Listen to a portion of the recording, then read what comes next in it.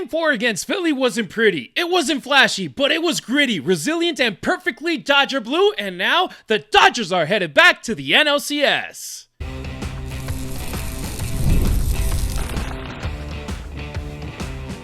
You are Locked On Dodgers, your daily Los Angeles Dodgers podcast, part of the Locked On Podcast Network, your team every day. It's time for Locked On Dodgers, part of the Locked On Podcast Network, your team every day. October doesn't care how you win. It only cares if you do, and the Dodgers pitching is en fuego to carry them into the NLCS for the second year in a row. But their hitting definitely has me worried. 5 down, 8 to go. The road to back-to-back is still wide open, Travis. Yes, it is. And by the hair on our chinny chins, it was an incredible night at Dodger Stadium. Today's episode is brought to you by FanDuel. Right now, new customers can bet just $5. And if your $5 bet wins, you'll get $300 in bonus bets to use across the app. Download the FanDuel app today. What a night. He's Travis Rodgers. I'm Harry Ruiz. Two guys who talk sports for a living and bleed Dodger blue for life. You can get more Travis on 710 ESPN LA or the ESPN LA app from 3 to 6 p.m. with the Travis and DeMarco Show. As for me, I'm the Spanish play-by-play broadcaster for the USC Football Trojans and the Las Vegas Raiders. But nothing beats jumping on the mic every weekday morning and diving deep into what I love most, talking Dodger baseball with you. And we want you to be a part of our show. Hit us up on the Locked On Dodgers listener line, 279-3-LOCKED or 279-356-2533. You can either leave us a voicemail or a text, and you might be featured in our show. And if you're new to our show, welcome. Please subscribe. Please follow us on all our socials. That helps us out a lot. Leave a like on our videos on YouTube. Leave a comment. The algorithm loves when you guys interact with our content, so please help us out. All right, let's be real. The bats went MIA at Chavez Ravine on Tuesday and Wednesday, but the pitching staff, they said, we got this. From start to finish, the Dodgers' arms owned this game. Tyler Glasnow, ruthless, Travis. 6 innings, 2 hits, 3 walks, 8 strikeouts. And by the way, I meant Wednesday and Thursday. Tuesday was the day off. But, man, it just felt like the stress was all on our bodies. But Tyler Glasnow, no stress on him. He pitched 1-to-1 to what Christopher Sanchez did on that mound, and it was a hell of a pitching duel yesterday at Dodger Stadium. Look, Tyler Glasnow, I think, is a frustrating player for a lot of Dodger fans. That he's a guy who doesn't pitch very often. He is a guy who really, in his entire major league career, Tyler Glasnow's been in the big leagues a long time. Like, he's not a new guy. He's been around a while, and it's always been frustrating because when he pitches, he's virtually unhittable. He's got that good of stuff. The problem has always been, but he doesn't pitch enough. He's never available when you need him, and everything needs to be just right to get the very best out of Tyler Glasnow. Well, hey, that $100 million they spent to bring him over might have paid off for itself yesterday. He was terrific, brilliant, fantastic, untouchable, unhittable. Like you mentioned, Harry, that they can follow us on our socials. If you go to my social at Travis Rodgers on Instagram, you will see my reaction when they took Tyler Glasnow out of the game last night.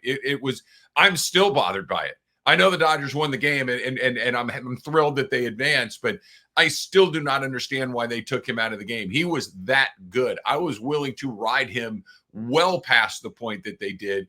He was brilliant. They did not square a ball up against him the entire afternoon. So it was great to have him when they had him. It was great that he stepped up the way that he did. He was competitive. He was nasty. He was going at guys.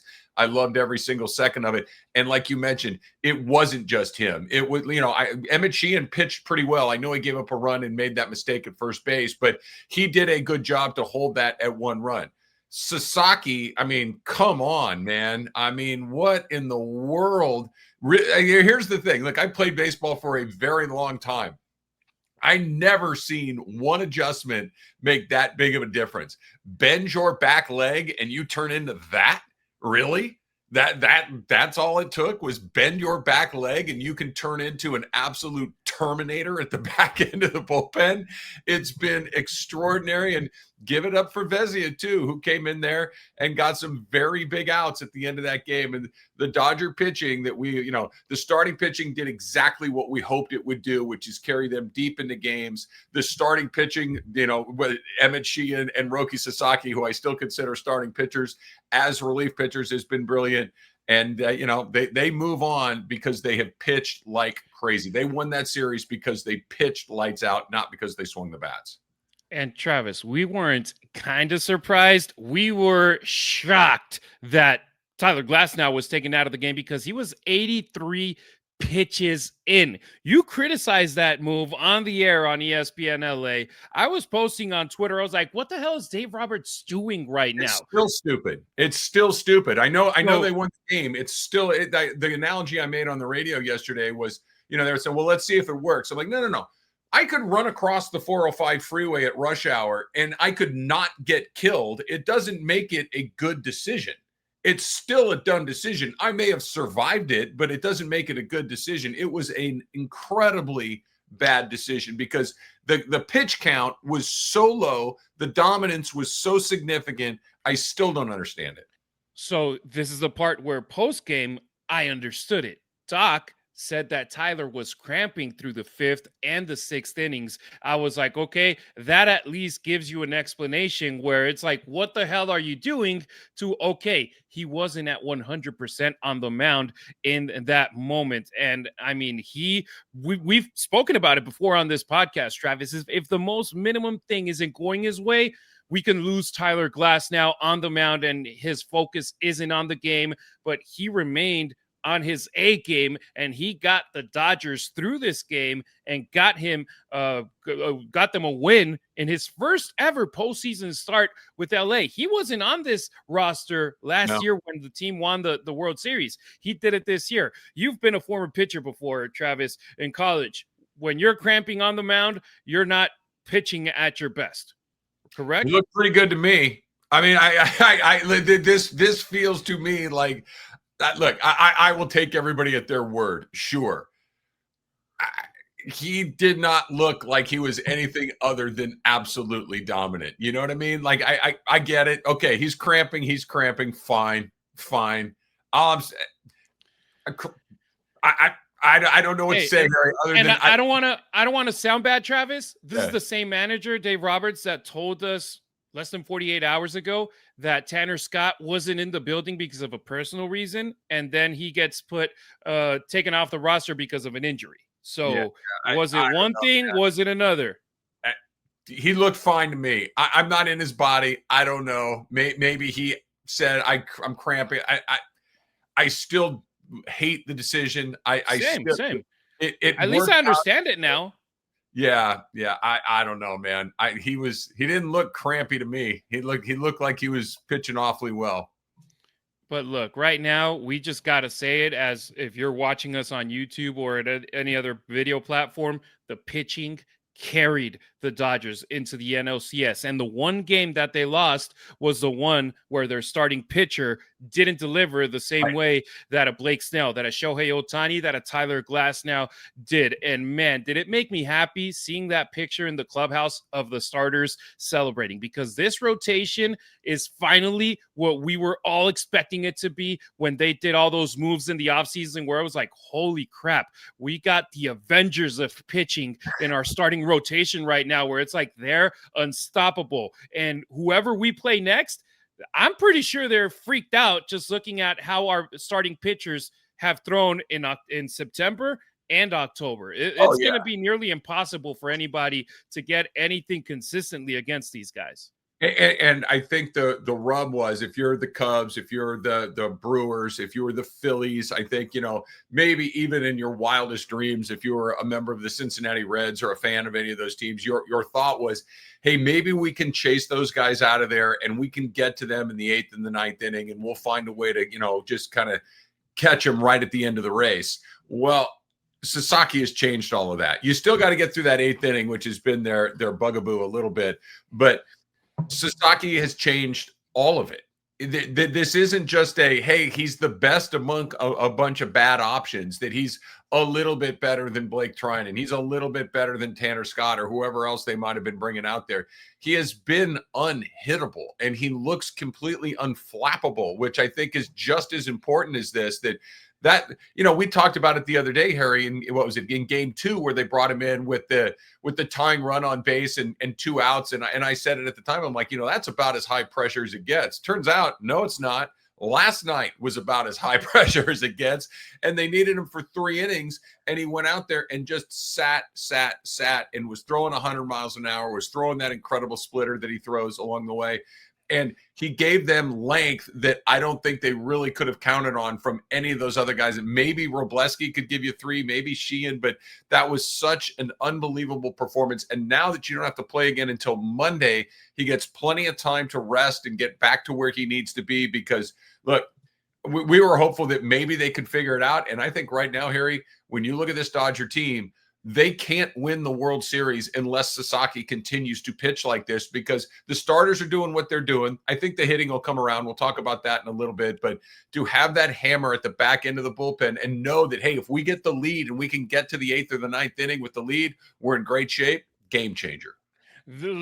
Let's leave the World Series a week and a half, 2 weeks away. This series, the wild card, we wouldn't be where we're at right now without Roki Sasaki. And he was the MVP of this game, in my opinion. Not only 3 innings, 3 perfect innings, 9 up, 9 down. And man, the pressure, if you're talking about we actually mentioned this topic a month and a half ago. Does Roki Sasaki have a spot on this team in the postseason? And both of us were like, no. And now this team wouldn't be moving on without Roki Sasaki. That's how big of a change, where it's also the confidence factor. You see it in a player. The moment he gets confidence, it's a different ballgame.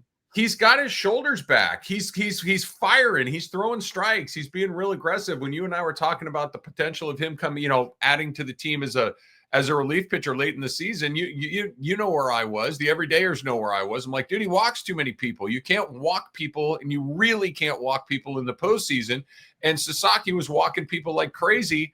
He doesn't walk anybody anymore. It's amazing how dramatically it changed. And the only reason I think they even said, you know what, man, just try it, was how bad everything else was. Is that there were so many, like, if Blake Trinan were just mediocre instead of terrible, if Tanner Scott were just mediocre instead of terrible, I don't even think they give Sasaki a second look. But because those guys were so bad, they had like, hey man, why not? What's the worst thing that could happen? And they uncorked this dude. It's unbelievable.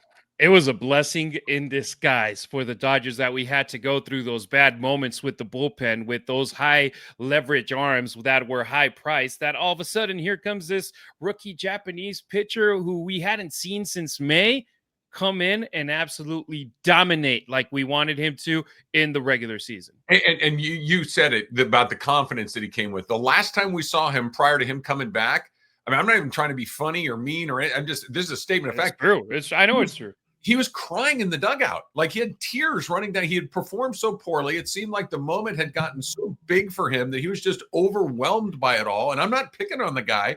I'm just like, boy, man, he really needs to toughen up. Like, this is the major leagues. We can't be doing this. And he comes back like he's blanking Dennis Eckersley. He's just setting guys down. It's amazing. And yesterday, every inning that went by, the pressure was mounting. I don't know about you, Travis, but I was pacing back and forth in my living room. I was doing push-ups in between innings because I couldn't wait for those 2.5 minutes to go by for the next half inning to start, because that's how I'm pretty sure everyone felt at Dodger Stadium, nervous as hell as every inning went on. But the Dodgers, somehow they looked calm, cool, collective. There's a lot of postseason experience in this team, knowing that they don't have to blow people out. You just have to outlast them. And the Dodgers did just that against the Phillies, mentally, physically, and emotionally. 2 wins by 1 run, 1 win by 2 runs. That's all they needed. They earned this one the hard way, but hey, let's not sugarcoat it. The offense is a problem right now because if the Dodgers want to win another World Series, that lineup needs to wake up ASAP. Coming up on Locked On Dodgers, we're going to talk about that, why this offense is still searching for its identity at this stage of the game and how they managed to survive despite being quiet once again. The NFL season is underway, and FanDuel's got an offer for you that you are not going to want to miss, because right now, if you're a new customer to FanDuel, all you have to do is bet just $5. And when you bet that $5, you're going to get $300 in bonus bets if you win that $5 bet. That's right. You heard it. Pick a bet, put down just $5, and if that $5 bet hits, you're going to unlock $300 in bonus bets to use across the app, right? And FanDuel, however you like to play, FanDuel's got you covered. Like I like parlays. I think they're fun. They, I pay out a little bit more. It's fun to have a couple of different things going on. FanDuel's got you covered on parlays. You like player props. FanDuel's got a million different player props that you can check out. And of course, they got those live betting lines that you can get in on anytime you want. So whether you're a casual fan or you love getting deep into it, FanDuel makes the game day experience that much better. So let me ask the most important question. What are you waiting for? Visit FanDuel.com to download the FanDuel app today and get started. Thanks for making us your first listen wherever you may be tuning in, either on your favorite podcast app or our YouTube channel. Subscribe to it. It's free. Smash that notification bell so you never miss a beat. Full episodes, hot takes, breaking Dodgers news, and the Dodgers Postcast Show with Pete Fox live after the final out of every game. If it drops, you're on it. That's how you become an everydayer here on Locked On Dodgers. All right, let's call it what it is. The Dodgers lineup has been MIA. 2 runs last night, one from a bases-loaded walk in the 7th inning, the other a Phillies error in the 11th. That's not exactly a hitting clinic. Shohei Ohtani hitless again. Will Smith's timing has been kind of off, and the rest of the lineup, it's been a carousel of inconsistently. But here's the thing.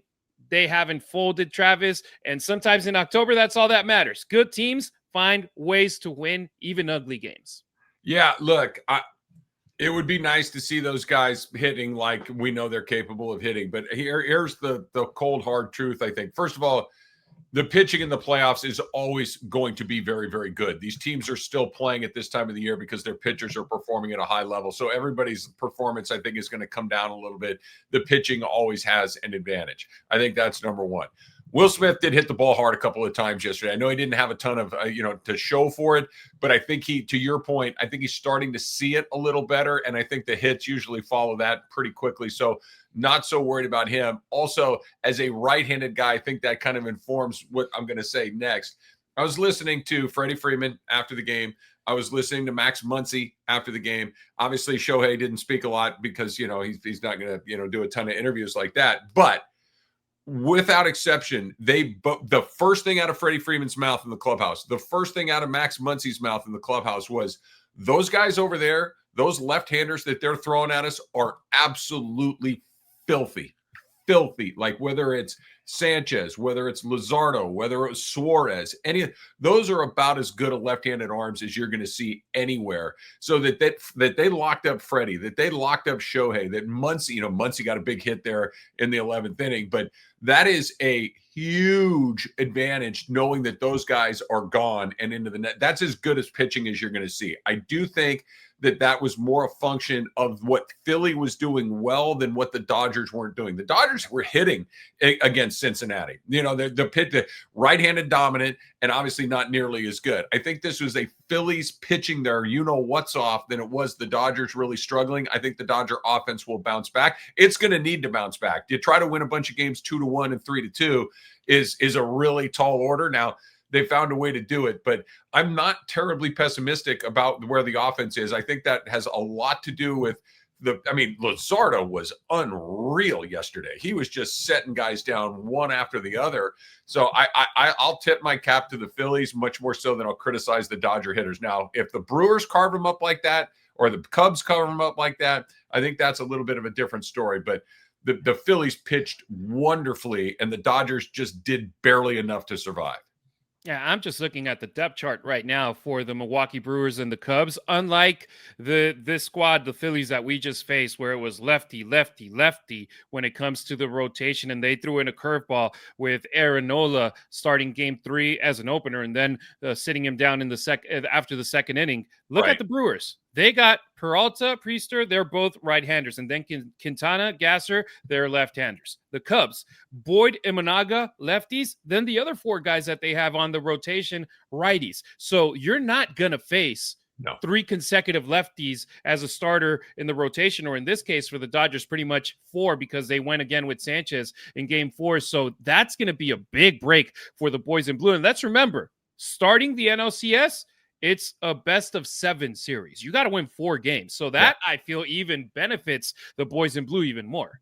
I do too. And even though the Cubs have, a couple of lefties, the Brewers they don't have those lefties. It's not just a left-handed, right-handed thing. It's a who is throwing it kind of thing. And Sanchez, Luzardo, Suarez, just, one guy after the next was just nasty, nasty, nasty.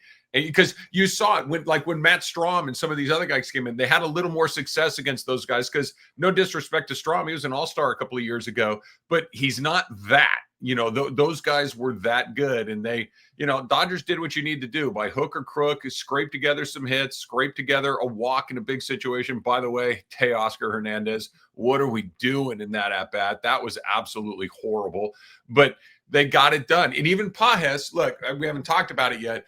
Pages did the thing that you kind of have to do in the post. He put the ball in play, and let's see what happens. I know that's a play that 99 times out of 100 is an easy out at first base. That should have been an easy out at first base. Should have been an easy out at first base even after Kerkering dropped the ball initially. There's still plenty of time, and he panicked and he went home.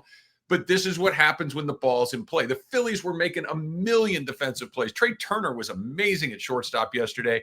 And all of a sudden, they make one mistake and boom, that's a run. They win the game. They advance, put the ball in play. And it was a great example of it. He hit it about 40 feet and they won the game. Yeah, if you swing at balls like Teoscar Hernandez did and strike out, you're not in the position that Pages was in, where he put it in play and just let's see if something happens. And after a fantastic defensive game from the Phillies, one error, that's all it took. And the Dodgers right now, they're in the NLCS. I'm going to read a quick text from Mike from Myrtle Beach, who left the text on our listener line, 2793-LOCKED or 279-356-2533, regarding Shohei Ohtani and also how the Dodgers got a little bit lucky. He said, sorry, guys, this needs to be said. I updated it with the stats from yesterday. Ohtani, 1 for 18. Can either of you tell me when's the last time he had a real clutch hit? The Dodgers won the World Series last year carrying an injured Ohtani on the roster. If he's going to pitch again, who can DH aside from him? He can do both, especially in the postseason. I'll say this and start off with this thing, Travis. He was the starting pitcher for Game 1 of this series.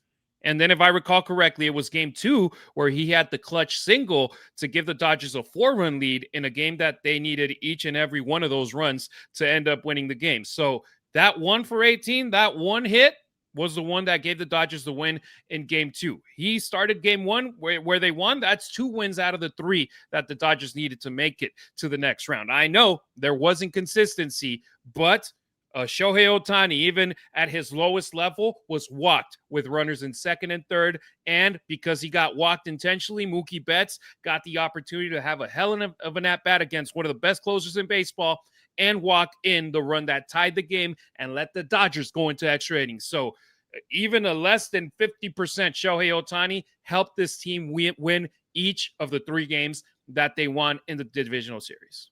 All right, I want to take this point by point because I don't want to miss too much of this because I think this is important. I just want to answer the question. When's the last time he got a big hit? Well, he drove in the winning run in Game 2. So they played 4. He had the winning run and drove it in Game 2. So that's the last time he had a big hit.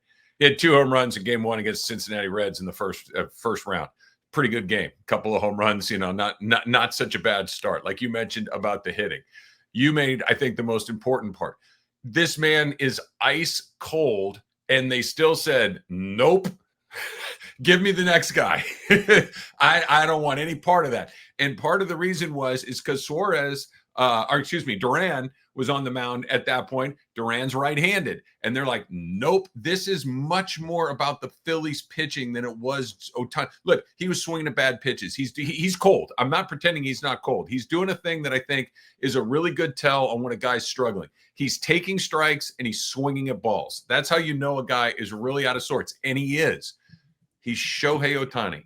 He is the unanimous MVP of this league for the second year in a row. He just set the team record for home runs in a single season for the second season in a row. He is the best, most dangerous, most feared player on the field every time he steps in there. I don't care if he's 1 for 18 or 1 for 55 or 1 for 1,000. He's still that guy every time he gets in the box. He'll be all right. It's Shohei Ohtani. I do not worry about him. And you said it, Harry. The very best indication that I'm not the only one that feels that way is with the game on the line. They said, not him. Give me not just some random dude. Give me Mookie Betts instead. That's how good he is. And yes, he's cold, but he's still that dangerous. Exactly. And we'll go back to this. We can't rely on bases loaded walks and errors forever. No. The NLCS isn't going to be forgiving. Saturday, we'll find up if they're playing either the Brewers or the Cubs. And if this lineup doesn't wake up, they'll be playing catch up real fast. Still, this team's not done. The Dodgers are back in the NLCS with momentum, belief, and 5 postseason wins already in their pocket. Man, I was scared of the wild card round because anything can happen in a best-of-3 series, but I feel that it just gave the Dodgers the type of momentum that we had been thinking of for years and years and years. And next on Locked On Dodgers, you make your own luck. Would have, could have, should have. Those words belong to teams watching from home. We'll talk about why this Dodgers team doesn't need luck and why their belief, their edge, their championship DNA is what's carrying them through October. Guys, you've probably heard of Viagra or Cialis. Maybe you've even tried them. But if you're looking for something beyond the usual pill, it's time to meet Ruiz Go Long. That's exactly where Ruiz Go Long comes in. This isn't just another ED pill. It's a total game changer for confidence. The process is simple. Connect with a board-certified doctor 100% online, and if prescribed, your treatment ships discreetly right to your door. Ready to level up your confidence in the bedroom? Head to RUGIET.com and use the promo code LOCKEDONMLB for 15% off your first order. That's RUGIET.com, promo code LOCKEDONMLB. Make sure to use our code so that way they know that we sent you. Don't forget to follow Locked On Dodgers not only on YouTube, but on X, Instagram, and TikTok as well. You can find Travis on social media at Travis Rodgers on X and Instagram to get his reactions during the games, including what he was doing at ESPN LA during 2 of those wins and get his live reaction from those. Meanwhile, I'm at Harry Ruiz on X, at Harry_Ruiz on Instagram, and at Harry Ruiz_ on TikTok. Shameless plug, you can go see my video of how I reacted when Freddie Freeman hit that walk-off grand slam while I was calling a game at the Coliseum for the USC Trojans last year. All right. You make your own luck in this game. People love to say the Dodgers got lucky. Lucky with the wheel play. Lucky Freddie scooped that short hop from the throw from Edman. Lucky the Phillies made that error to end game 4. But luck favors those who are prepared. Luck finds the teams that refuse to quit. Would have, could have, should have. That's loser talk. The Yankees would have won game 1 of the World Series if Freddie Freeman didn't hit that grand slam. The Yankees could have forced game 6 last year if their defense didn't fall apart. The Phillies should have tied the series in game 2, but the Dodgers executed. This team, they make things happen. The Dodgers aren't hoping for breaks. They're creating them. That's why 5 wins are already behind them, and that's why 8 more, Travis, no matter how ugly or dramatic, are still within reach. Yeah, for sure. I don't know who said it first, but it's a quote that I've always really liked. It's luck is when preparation meets opportunity.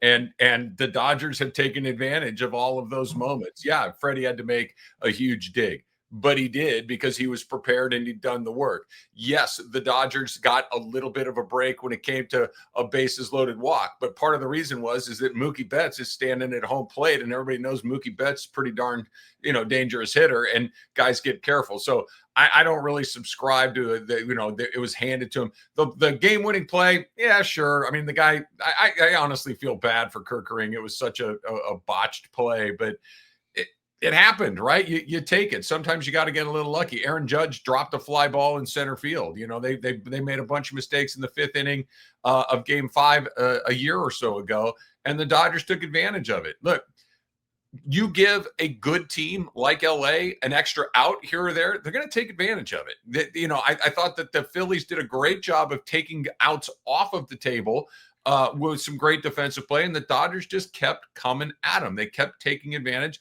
Their pitching kept them in it a long way. And this is why the longer these series go, we've gone from 3 to 5 to here we're getting into 7.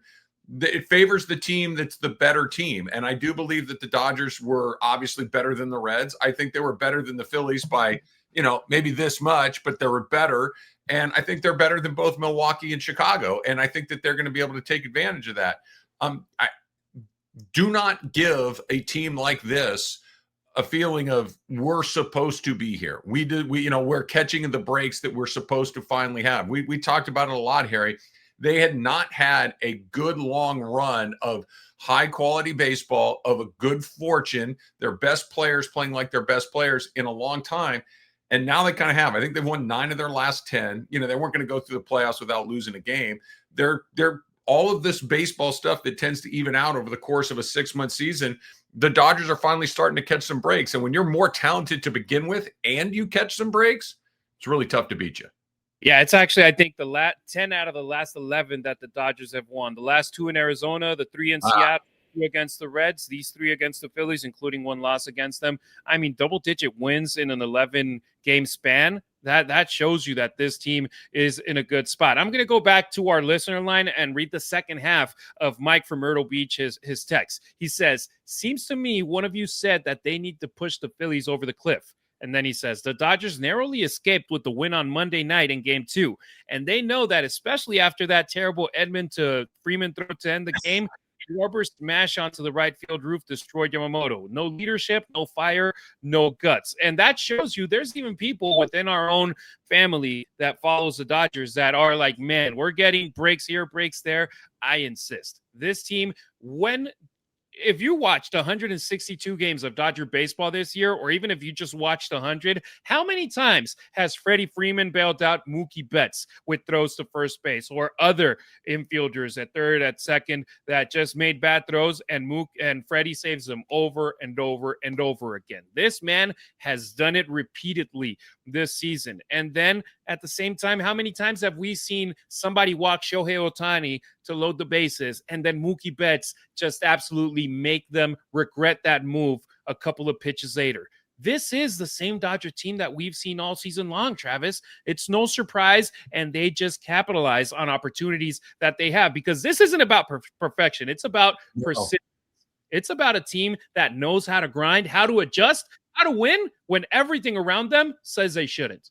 Yeah, I mean, Mike, I appreciate the note. I disagree aggressively that, look, the Dodgers are not the fieriest team in the world. They've got older players. They've been around the block a million times. And I understand there are times during the regular season where I'm like looking at it, go, guys, come on, man. It has to be better than this. It has to be cleaner than this. But I also, in the back of my head, have always said, you know, these are guys that know how to kind of flip that switch. These are guys that will be prepared when it's time to go. And since we've got towards that, like we just talked about, the Arizona series, the Seattle series, and the 2 that we've gotten here in the postseason, the intensity has been off the charts. It's hard to win playoff games. It's not going to be just smooth sailing all the time. You're going to have to catch a break here and there. I think the Dodgers are plenty intense. I think they have lots of leadership. I think, you know, when you look at Freddie and Mookie, and Shohei is going to be a leader for the simple reason that he's the best player on the planet and people are going to follow him no matter what. But you got some hard-nosed guys, like a guy like a Muncy. You got some, you know, Miguel Rojas, I know, is incredibly well respected inside that clubhouse. They've got leadership. They're not guys. They don't have a guy like Bryce Harper. And by the way, I love Bryce Harper. I think he's a great player. This is not a criticism of him, but a guy that's stomping around and looks pissed off all the time. You know, they don't have a guy like that, but they've got plenty of leadership. They've got plenty of guys that are willing to stand up and do the thing. And I disagree. I think they're in a great spot. They played a really good team. I can't stress it enough. This is why when they were up 2-0, I kept saying, hold on a second, this isn't over yet. The Phillies are by far the best team that they're going to play. Doesn't mean they can't lose to the Cubs. They can. It doesn't mean they can't lose to the Brewers. They can.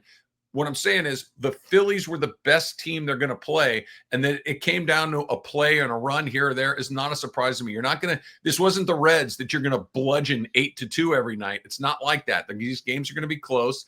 And I think that to kind of put a button on this, the leadership really did show up. The fact that they never did roll over. They never did, just kind of say, it's not meant to be. The game 3 that they lost, their bullpen did what their bullpen has done a little bit and freaked out. But other than that, they've been rock solid. Everybody said, hey, this is the World Series ahead of the World Series. Dodgers, Phillies. Yeah. And it didn't disappoint. Everybody loved this series. It was close games, except with game number 3, which 7 innings in, it was a close game. They exploded in the 8th inning. So it was fun to watch. It was nerve-wracking, but at the same time, that's what you want out of baseball. So Dodgers, they're in. Yeah, the offense might be quiet, but the mission, it's loud and clear. Back-to-back is still alive. The Dodgers are still standing, and as long as they are, nobody should count them out. All right, that'll do it for today's episode of Locked On Dodgers. If you're still craving more baseball talk, have the all-new Locked On MLB Game Night be your second listen. Every game, every night, all season long. Get local analysis on a national scale. Find it on Locked On MLB on YouTube or wherever you get your podcasts. We'll be back on Monday as we look ahead of the NLCS, who the Dodgers will face, how they match up, and what needs to change at the plate. Game 5. Cubs, Brewers, Saturday. Who you got and who do you want, Travis? Same answer or different? I know. I think I would rather take on the Cubs simply because it means you get the extra game at home at Dodger Stadium. So I think I would take that. But I think the Dodgers. I know the Dodgers didn't beat the Brewers a single time all year long, but that doesn't really bother me all that much. I don't have a preference as far as matchup goes. I have a preference as far as venue goes, so I'd rather be at home, so give me the Cubs. Look, the Dodgers didn't have the Phillies number in the regular season. They won 3 out of 4 in the postseason. They didn't have the Cubs number in the regular season, and they were swept in both series by the Brewers. Now it's time for payback against whoever we get to play. I can tell you this. And no one will ever say it. No one will ever admit it. You'll have to just take my word for it or not believe me. It's up to you. I guarantee you the Cubs and the Brewers were like, oh, God, we got the Dodgers. Oh, boy. Okay. As opposed to the Phillies have a little bit of, okay, let's see what the Dodgers. Oh, my God, we got to deal with these guys again. Like, how do you think the Brewers really think they're going to beat the Dodgers, 6 in a row during the regular season and then turn around and beat them 4 out of 7? That's not how baseball works. So we'll see. Maybe they will, maybe they won't. But I guarantee you both Chicago and Milwaukee are like, oh, man, really? The Dodgers got off the hook again? They're coming. All right, here we go. Let's see what we got. That they didn't want. And it's fantastic for the Dodgers that it's a winner-take-all game on Saturday, and then game 1 of the NLCS is on Monday. So we'll take it. I want the Cubs. That way we get to host game 1 and 2 Monday and Tuesday. We don't get the trip out to Chicago until Wednesday. So I want the Cubs, but I think it's going to be the Brewers. Probably. Game 1, NLCS, Monday. Game 2 on Tuesday. If it's the Brewers, it'll be in Milwaukee. If it's the Cubs, those first 2 games will be in LA. All right, that was fun, Travis, and man, what a week! And that's the way it's going to be the rest of the postseason. It's like we go through all the offseason. We go through all of spring training going, yeah, all right, whatever. It doesn't really mean all that much. There's another game tomorrow. There's another game tomorrow. Then you go through 5.5 months of the regular season saying there's plenty of time. And then we get to this part. It's like every pitch, every out, every grounder, every fly ball feels incredibly stressful. And this is what we're here for. Exactly. Thank you so much for tuning in. Please like, comment, subscribe to our content, and we'll be back with you on Monday. We appreciate you riding with us. Until next time, keep it real. Keep it Dodger Blue.